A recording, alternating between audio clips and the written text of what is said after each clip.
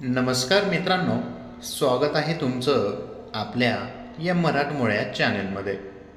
मित्रांनो, तुम्हाला माहिती आहेच की महाभारताची कथा कुरु वंशांपासून सुरू होते, जे भरत राजाचे वंशज होते. राजा भरत पुरु घराण्यातील होता. त्यांच्या आईचे नाव शकुंतला आणि वडिलांचे नाव राजा दुष्यंत होते. पुराणानुसार या विश्वांची निर्मिती ब्रह्माजीपासून अत्रीचा जन्म झाला. यानंतर अत्रीपासून चंद्रदेवांपासून बुध आणि बुधापासून इलानंदन पुरवाराचा जन्म झाला. पुरवारापासून अयू, नंतर आयूपासून राजा नहुष आणि नंतर राजा नहुषापासून ययातीचा जन्म झाला. पुरुचा जन्म ययातीपासून झाला, ज्यांच्यापासून पुरु वंशांचा जन्म झाला.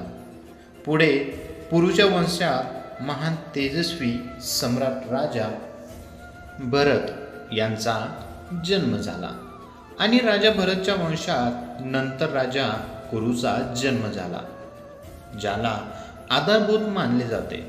महाभारत कथा कुरु घराण्याबद्दल जाणून घेण्यापूर्वी आम्ही तुम्हाला कुरु वंशातील महान सम्राट राजा भरत यांच्या जन्माची कथा सांगू इच्छितो, जी पुढील प्रमाणे आहे.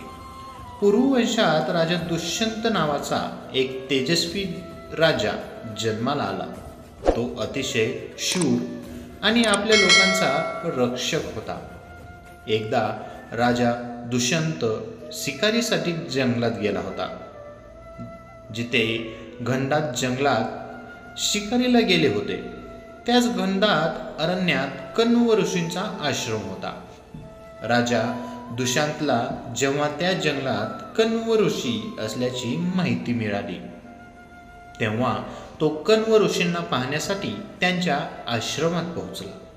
त्यांनी आश्रमात ऋषींना हाक मारली, तेव्हा आश्रमातून एक सुंदर मुलगी आली आणि ऋषी तीर्थयात्रेला गेल्याचे सांगितले. राजा दुष्यंतने मुलीचा परिचय विचारला, तेव्हा तिने तिचे नाव ऋषी शंकुला यांची मुलगी असल्याचे सांगितले. कण्व ऋषी ब्रह्मचारी होते हे ऐकून राजा दुष्यंत आश्चर्यचकित झाला. मग शकुंतलाचा जन्म कसा झाला? तेव्हा शकुंतलाने सांगितले की माझे आई वडील मेनका आणि विश्वामित्र आहेत, ज्यांनी माझा जन्म होताच मला वनात सोडले. नंतर शकुंत नावाचा पक्षी आला, त्यांनी माझे रक्षण केले, म्हणून माझे नाव शकुंतला आहे. कण्व ऋषींनी मला जंगलातून जात असताना पाहिले, तेव्हा त्यांनी मला त्यांच्या आश्रमात आणले आणि मुलीप्रमाणे वाढवले.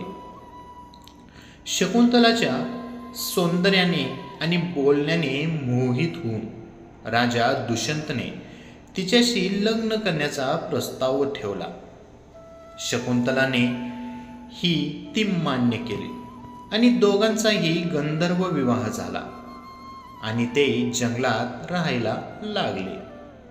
एके दिवशी त्याने शकुंतलाकडे आपल्या राज्याची काळजी घेण्यासाठी त्यांच्या राज्यात परत जाण्याचा मान मागितला आणि तिला टोकन म्हणून अंगठी देऊन निघून गेला.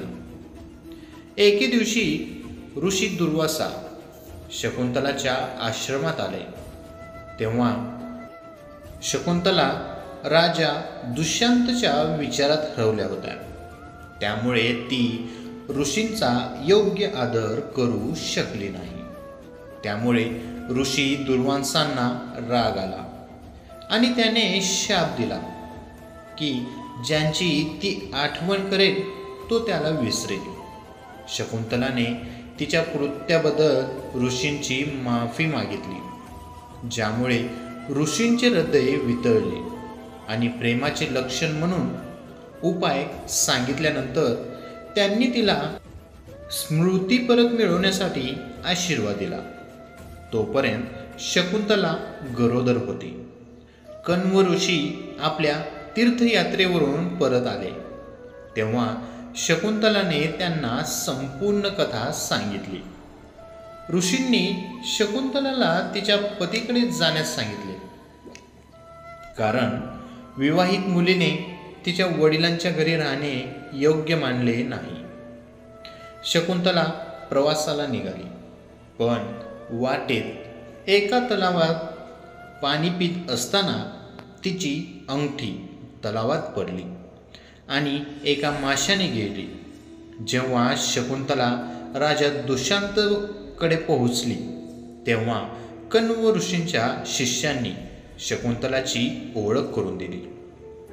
तेव्हा राजा दुष्यंतने शकुंतलाला पत्नी म्हणून स्वीकारण्यास नकार दिला, कारण तो ऋषींच्या शापामुळे सर्व काही विसरला होता. राजा दुष्यंतने शकुंतलाचा अपमान केल्यामुळे आकाशात वीज चमकली आणि शकुंतलाची आई मेनका तिला घेऊन गेली.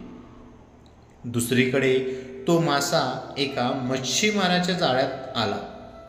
त्यांच्या पोटातून अंगठी बाहेर आली. मच्छीमाराने ती अंगठी राजा दुष्यंतला भेट दिली.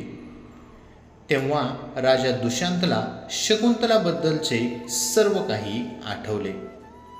महाराजांनी ताबडतोब शकुंतलाला शोधण्यासाठी सैनिक पाठवले, पण ती कुठे सापडली नाही. काही काळानंतर इंद्रदेवांच्या आमंत्रणावरून राजा दुष्यंत देवांशी युद्ध करण्यासाठी इंद्राच्या नगरी अमरावती येथे गेला. युद्धात विजय मिळवून आकाशमार्गाने परतणाऱ्यांना वाटेत कश्यप ऋषींच्या आश्रमात एक सुंदर बालक खेळताना दिसला. मेनकाने शकुंतलाला कश्यप ऋषींच्या आश्रमात सोडले होते. तो मुलगा शकुंतलाचा मुलगा होता. राजा दुष्यंतने त्या मुलाला पाहिले तेव्हा त्याचे हृदय प्रेमाने भरून आले. मुलाला आपल्या मांडीत घेण्यासाठी तो उभा होताच.